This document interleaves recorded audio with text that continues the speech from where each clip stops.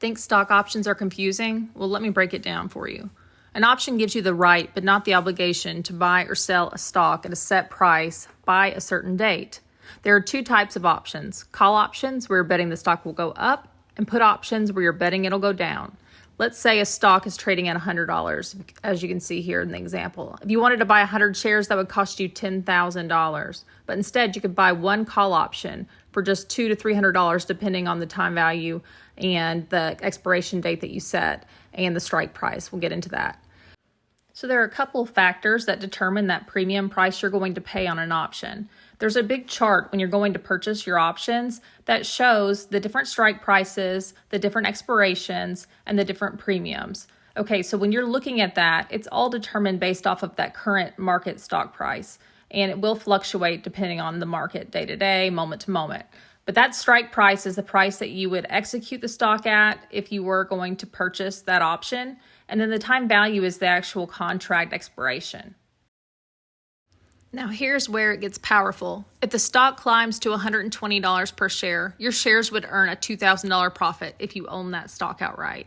That same call option, it'd be worth around $1,800, nearly the same profit, but you only risk $200. That's your premium cost.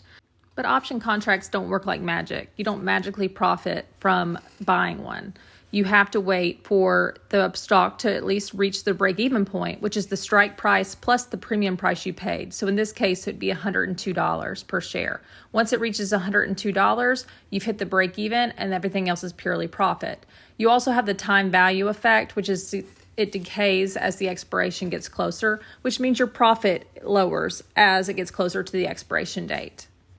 So when it's time to close the trade, you have two choices to make. You can either exercise that call option, which is actually putting up the capital, the $10,000 or so dollars, based off that strike price times the 100 shares for that investment.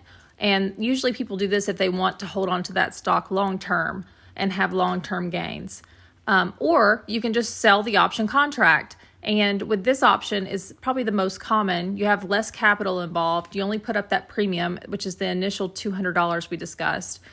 So that's how options give you leverage, big upside potential with limited risk. Go ahead and follow me if you want to learn more about stock trading.